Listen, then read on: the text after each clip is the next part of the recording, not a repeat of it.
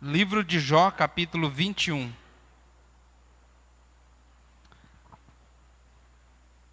Se você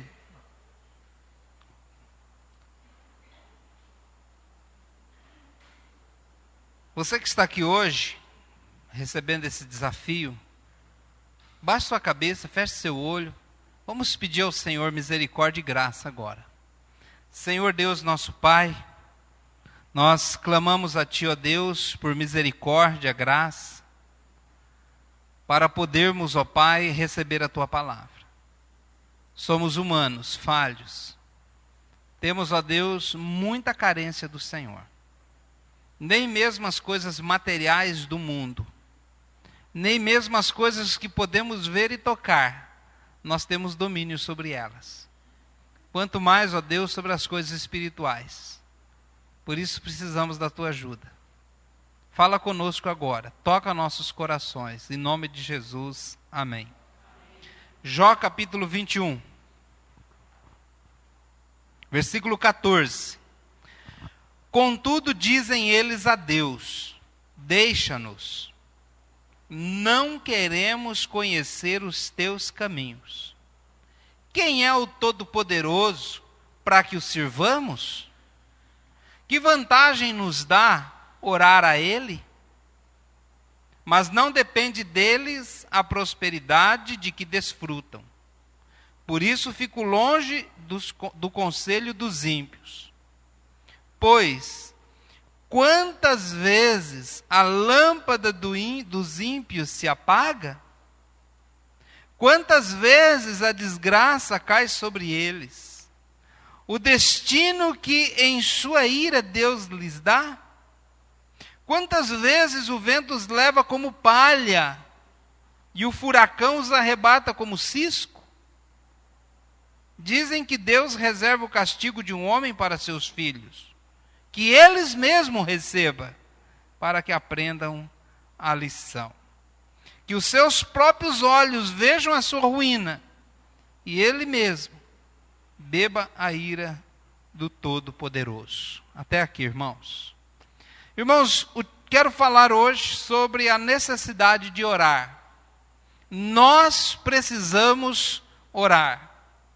O próprio Senhor desafia-nos a uma vida de oração. A Bíblia diz: o Senhor está perto de todos os que o invocam, de todos os que o invocam com sinceridade. Realiza os desejos daquele que o temem. Ouve-os gritar por socorro e os salva. Salmo 145, 18 e 19. Eu vou repetir: o Senhor está perto de todos os que o invocam. Perto está o Senhor daqueles que o buscam, daqueles que invocam o seu nome. Realiza os desejos daqueles que temem, daqueles que gritam por socorro e os salva. Jeremias 33, versículo 3. Clame a mim, e eu responderei, e lhes direi coisas grandiosas e insondáveis que você não conhece. Clama a mim, e eu te mostrarei coisas grandes, insondáveis, que você não conhece. Há muitas coisas que você já conhece. Há muitas coisas que você já sabe. E não é disso que esse texto está falando. Ele está falando de coisas que você ainda não conhece. Coisas que você ainda não sabe. E mediante a uma vida de oração, Deus vai revelar a você coisas grandes que você não conhece.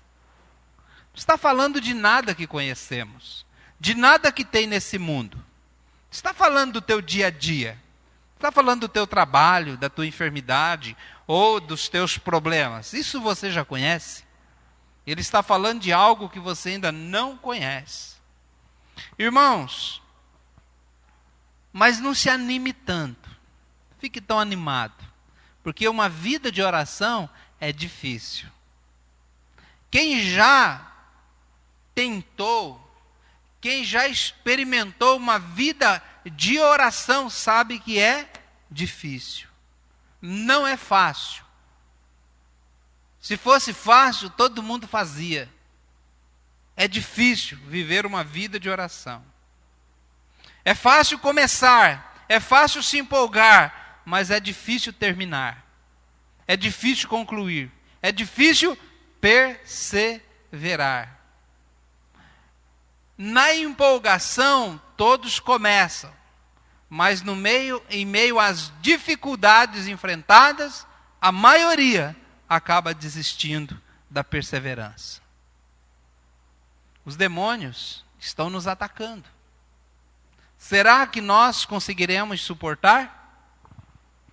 Nossa família está sendo atacada. Será que nós conseguiremos suportar? Seu ministério aqui na igreja está debaixo de severo ataque do inimigo. A pergunta que eu faço é: será que você vai conseguir suportar? Será que você vai perseverar até o fim? Para todos aqueles que querem ser fiel a Deus, há perseguições e oposições malignas. Será que nós vamos conseguir suportar? Como está a sua vida de oração? Se a sua família, se os seus filhos dependessem da sua vida de oração, eles venceriam? Se o seu esposo, se a sua esposa, se os seus filhos dependessem da sua vida de oração, eles venceriam? Se essa igreja aqui dependesse da sua vida de oração, essa igreja seria vencedora? Se a sua célula dependesse da sua vida de oração, dependesse do seu clamor, do seu joelho dobrado, dependesse do seu tempo de oração, a sua célula sobreviveria?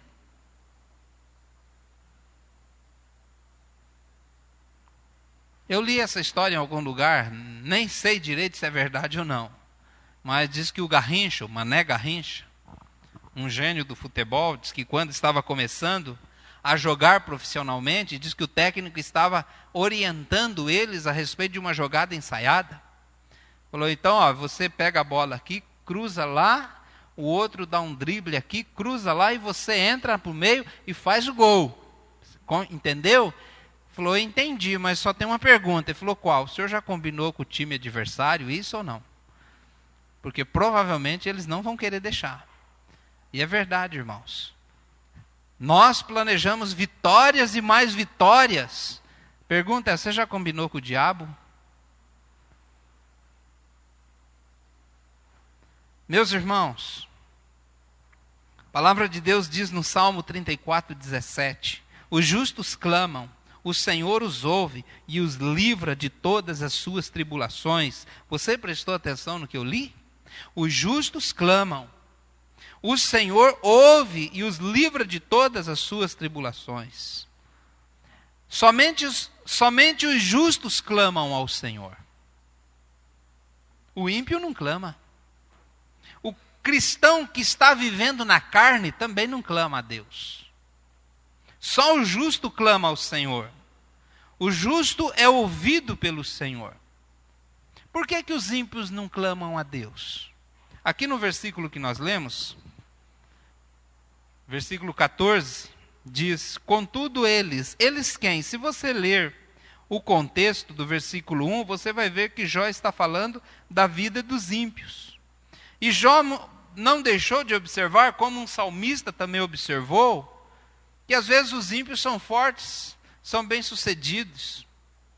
Mas, no versículo 7 ele diz, por que vivem os ímpios? Por que chegam à velhice e aumenta seu poder? E aí ele vai questionando, mas no versículo 14, Jó faz uma observação. Contudo, eles dizem, eles quem? Os ímpios dizem a Deus. Os ímpios falam a Deus. Talvez não falam assim com a boca, com palavras, mas falam com as suas atitudes. E o que é que eles dizem a Deus? Deixa-nos. Não pega no meu pé, me deixa, não quero saber do Senhor, eu não quero te conhecer, eu não me interesso pelos teus caminhos. Versículo 15, quem é o Todo-Poderoso para que o sirvamos? Que vantagem nos dá orar a Ele? Qual é a vantagem de orar a Deus? Qual é a vantagem de orar ao Senhor? Talvez você não falou isso para ninguém, mas lá no íntimo do teu coração você já fez esse questionamento. O que eu ganho com isso? Por que eu vou deixar de mexer no meu Facebook, no meu WhatsApp, no meu Instagram? Por que eu vou deixar de assistir uma novela? Por que eu vou deixar de escutar uma música para poder me recolher num canto e orar ao Senhor? O que eu ganho com isso? Esse texto descreve a vida das pessoas que não temem ao Senhor. Descreve a vida dos que não oram a Deus. E mediante a pergunta de Jó aqui, que ele descreve a pergunta do ímpio, nós temos uma resposta nos versículos posteriores. Em primeiro lugar, no versículo 16: mas não depende deles a prosperidade de que desfrutam.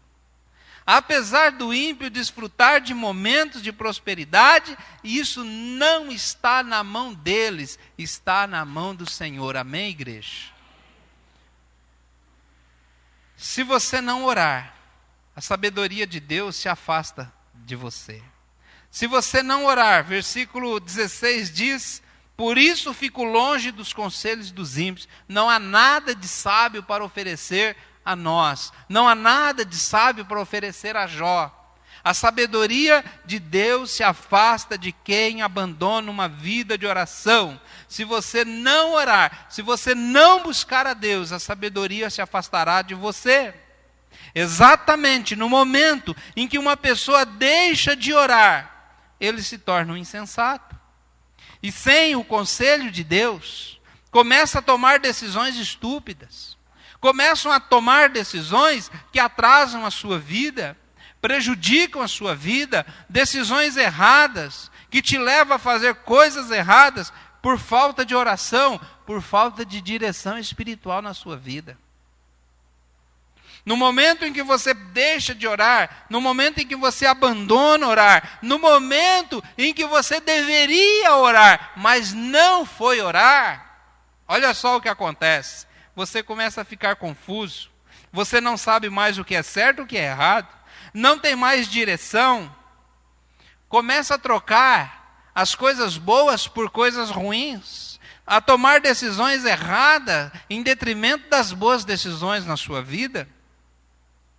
Não tem mais a direção, sua vida começa a ficar em trevas. O caos começa a tomar conta. Por quê? Porque a oração traz clareza à mente e ao coração. Mas se você não ora, você não sabe o caminho que você deve seguir.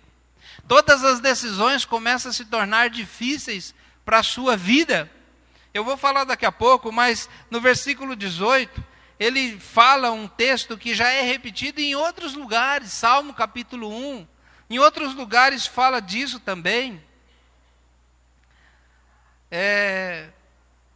Ele diz aqui, olha, são arrebatados como o cisco.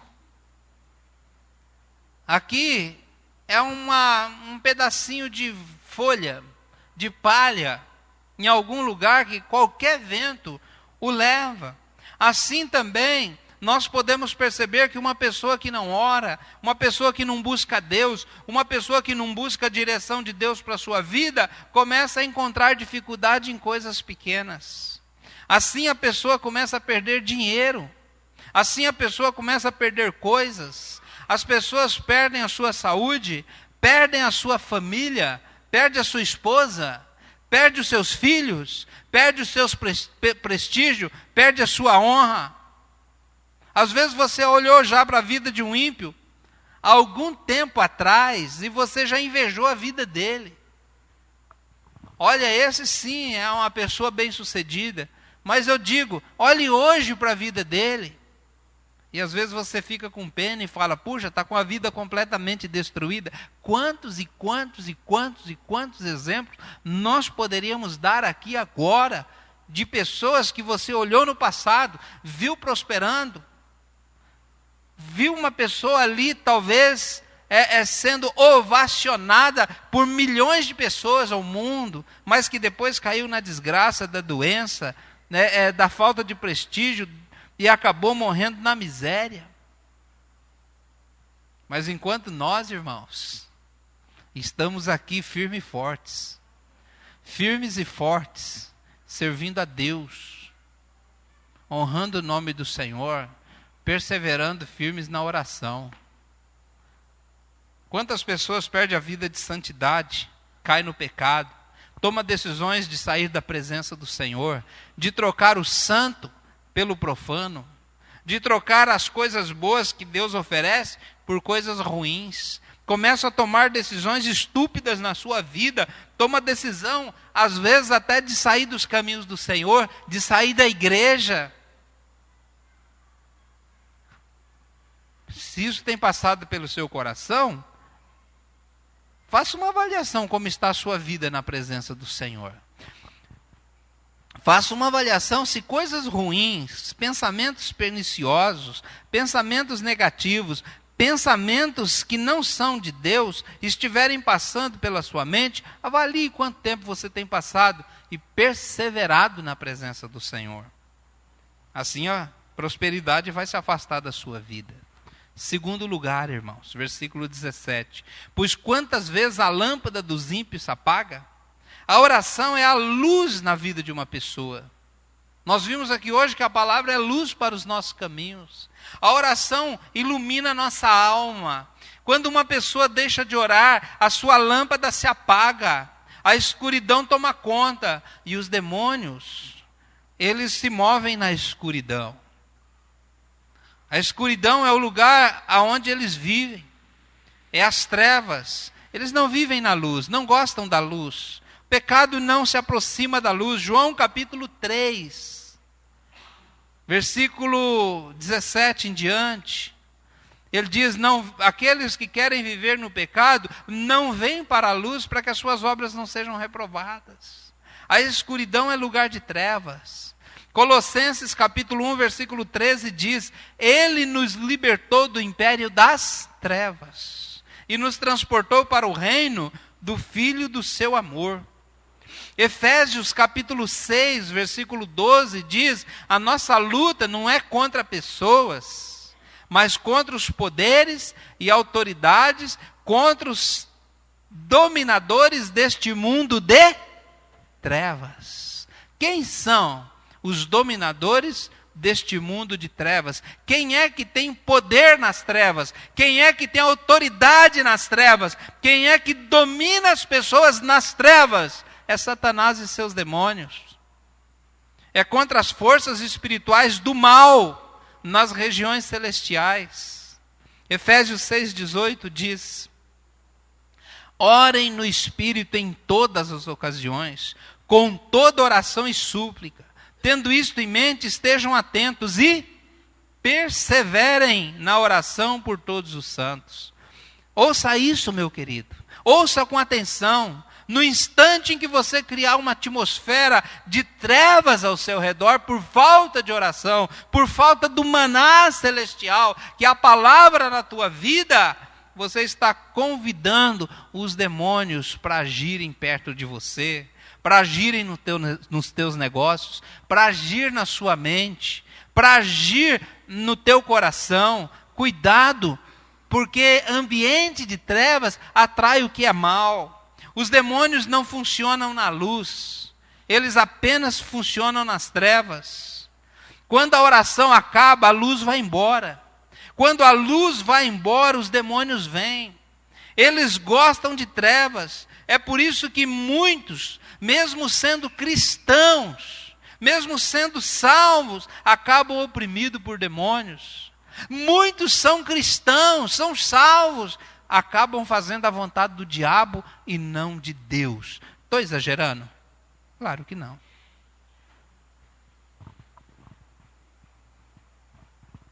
Por quê? Porque não oram. Não estou dizendo daquela oração feita no dia da pressa, no dia do medo, na hora do desespero, porque essa hora todo crente ora. Estou dizendo aquela oração feita com perseverança aos pés do Senhor. Ouça isso, meu querido. A Bíblia diz: orando em todo tempo e vigiando nisto. Por que a Bíblia fala isso? Porque se continuarmos orando, perseverarmos na oração, as luzes continuarão ligadas em nossa alma e nós continuaremos protegidos do mundo das trevas. Como diz aqui no versículo 18: quantas vezes o vento os leva como palha e o furacão os arrebata como cisco. O que é um cisco? É uma coisa grande ou uma coisa pequena? Cisco é uma coisa pequena.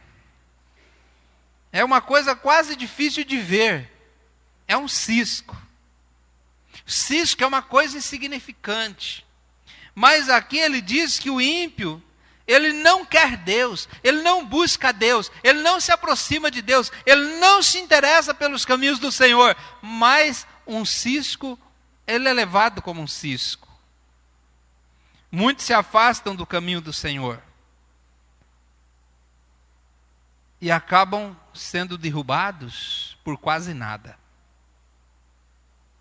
Derrubados por um cisco. Eu já vi casamento acabar, irmãos, por quase nada. Por quase nada. Uma vez uma pessoa me contou porque o casamento dele acabou, eu não acreditei, irmãos. Porque o motivo pelo qual o casamento dele acabou, eu e minha esposa, a gente nem discute. Mas quando a pessoa está longe de Deus, ele é um cisco no vento. Qualquer vento leva. Muitos filhos se perdem por quase nada. Amizades acabam por nada. Por nada.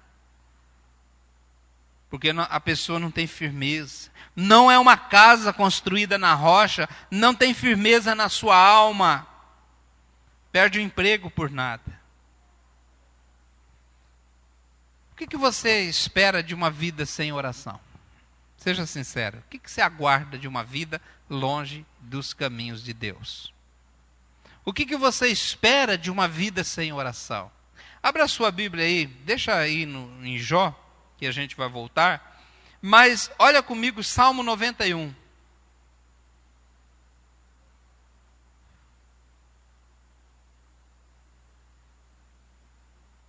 Salmo 91.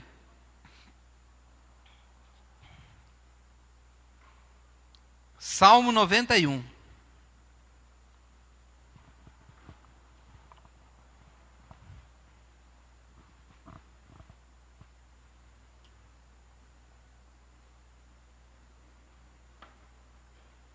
É muito triste, irmãos, ver famílias destruídas por nada.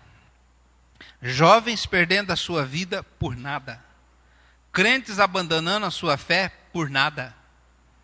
Porque estão fracos demais para resistir qualquer ataque do inimigo.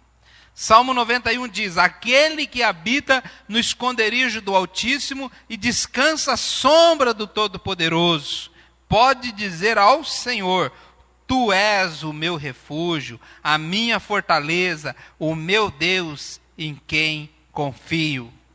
Ele o livrará do laço do caçador e do veneno mortal. Ele o cobrirá com as suas penas, sob as suas asas, você encontrará refúgio, a fidelidade dele será o seu escudo protetor, você não temerá o pavor da noite, nem a flecha que voe de dia, nem a peste que se move sorrateira nas trevas, nem a praga que devasta ao meio-dia. 1000 poderão cair ao seu lado, 10.000 à sua direita, mas nada o atingirá. Você simplesmente olhará e verá o castigo dos ímpios. Veja só, irmãos. Se você fizer do Senhor Altíssimo o seu refúgio. Versículo 1. Se você habitar habitar no abrigo do Altíssimo, se você descansar à sombra do Todo-Poderoso, se você fizer do Altíssimo, se você estiver na presença de Deus, aí você poderá dizer ao Senhor: Tu és o meu refúgio, Tu és a minha fortaleza, o Senhor é o Deus em quem confio. Aí você poderá dizer: mas se você não habita no esconderijo do Altíssimo, você está... Como é que dá o quê? Está na roça, né? Você está enrolado, meu amigo. Isso é um cisco ao vento. Terceiro lugar, se você não orar, o perdão de Deus se afastará de você. Presta atenção, se você não orar com perseverança, o perdão de Deus se afastará de você. Volta para lá, Jó 21, 19. Dizem que Deus reserva o castigo de um homem para seus filhos, que ele mesmo receba para que aprenda a lição. Sem oração não há perdão. Aliás, toda oração deve começar com pedido de perdão. Toda oração deve começar com aquele salmo: examina-me, Senhor, vê se há em mim algum caminho mau. Toda oração deve começar com confissão de pecado. Toda oração deve começar com um exame de consciência e coração. É por meio da oração que nós conseguimos o perdão dos nossos pecados. E o que acontece, irmãos, quando não somos perdoados e restaurados do nosso pecado? O castigo virá sobre a sua vida. Gálatas 6:7. Gálatas 6:7. Não vos enganeis, de Deus não se zomba, pois aquilo que o homem semear, isso também ceifará.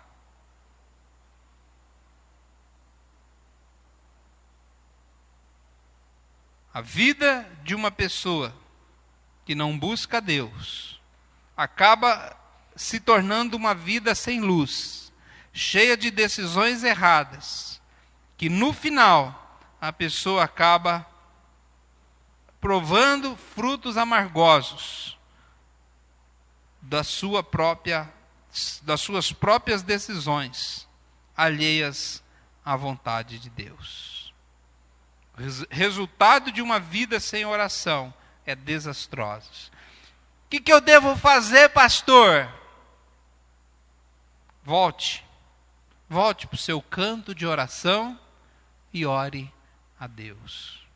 Volte a ter um relacionamento com o Senhor. Pastor, eu não comecei a fazer o maná dia 1º de janeiro. Não tem problema, comece hoje. Ah, pastor, mas vai ser pesado eu ler Gênesis, Êxodo, Levíticos e Números. Pois não leia, comece em Deuteronômio, e teus pecados estarão perdoados. O ano que vem você lê Gênesis, Êxodo, Levítico e Números. Mas comece em Deuteronômio. Mas comece. Tome uma atitude. Volte para o seu canto de oração. Volte a buscar a Deus.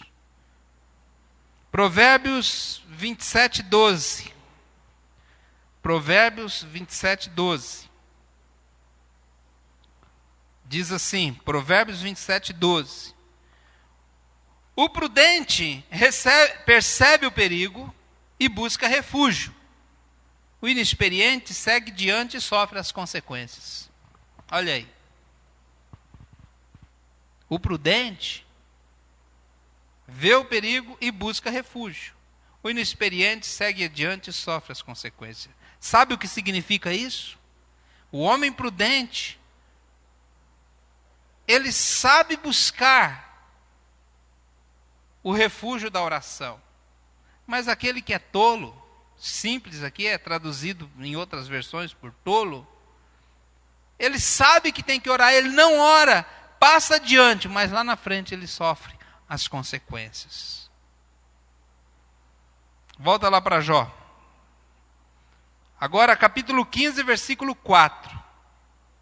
Olha só o que diz esse versículo, irmãos. Jó capítulo 15, versículo 4. Jó 15, 4.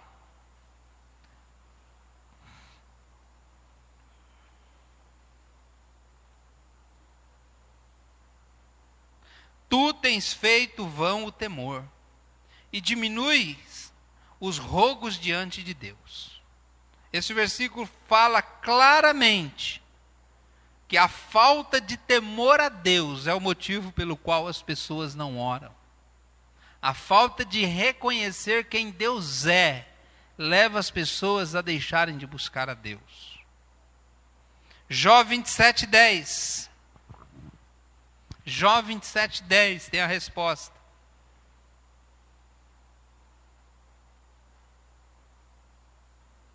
Terá ele prazer no Todo-Poderoso? Chamará a Deus a cada instante? Aquele que tem prazer no Todo-Poderoso, clama por ele a cada instante. Existe um mal atacando a sua vida. O que você vai fazer a respeito disso? Existe um mal atacando a sua família. O que você vai fazer a respeito disso? A minha mãe tinha uma expressão que quando estava acontecendo algo importante, mas a gente não se mexia, a gente não reagia, ela dizia que a gente estava pasmado. Você já ouviu? Quem conhece a expressão pasmado? Conhece, né? Vai, faz alguma coisa, fica aí pasmado. Quer dizer, sem reação, sem ação. Fica assim, esperando alguma coisa acontecer. Pergunta é, há um mal atacando a sua vida? Você vai ficar aí pasmado? Vai esperar o diabo ganhar terreno?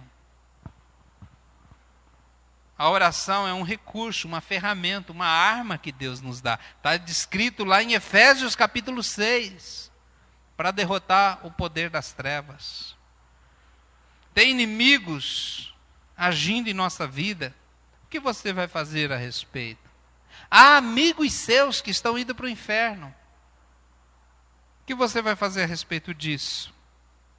Tem pessoas que você conhece, que você ama, que está terrivelmente oprimida pelo diabo. O que você tem feito a respeito disso, meu irmão?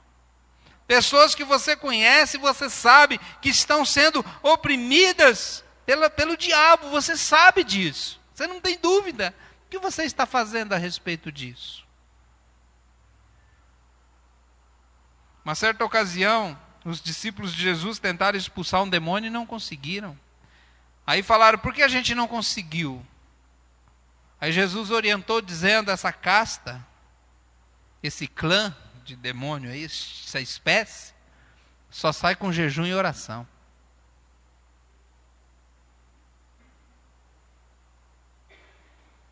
Você pode ser um crente ousado e vitorioso, mas também pode ser um crente fracassado, subjugado pelo pecado, vivendo longe da graça de Deus, vivendo numa miséria espiritual tanto quanto um descrente.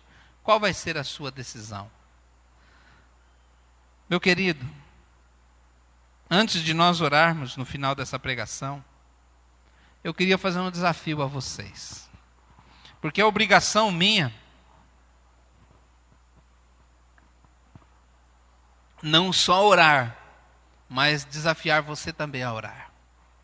E às vezes, se nós terminarmos essa mensagem, você ficou impactado, você ficou preocupado, mas talvez você não vai fazer nada a respeito disso. Isso me preocupa. Por isso eu quero desafiar você hoje a 21 dias de oração. A 21 dias de oração. Por que 21, pastor? Porque alguém disse que tudo que você faz 21 dias seguidos vira um hábito na sua vida. Aí talvez você possa dizer assim, pastor, não tenho tempo. Mas uma vez um médico, dando uma entrevista, falou uma coisa que me deixou muito preocupado. Ele disse assim, se você não tiver tempo para cuidar da tua saúde, com certeza você arruma tempo para cuidar da sua doença. É ou não é verdade? Talvez você fale, não tenho tempo para buscar Deus. Mas depois você arruma um tempo. Ah, pastor, já estou fazendo maná. E agora? Olha, meu querido, arrume tempo. E se eu te disser que quem investe tempo em oração acaba tendo mais tempo para todas as outras coisas. Você acreditaria nisso ou não? Martinho Lutero, o reformador, disse: hoje eu tenho tanta coisa para fazer, que eu vou gastar 1 hora a mais na presença do Senhor. Deus dá graça. Irmãos, lembra quando Israel estava passando pelo Mar Vermelho? E aquela multidão com homens, mulheres, pessoas idosas, carro de boi, criança, cabrito. Não era uma viagem, não era um povo, assim, uma caravana que andava correndo. Eles andavam bem devagar.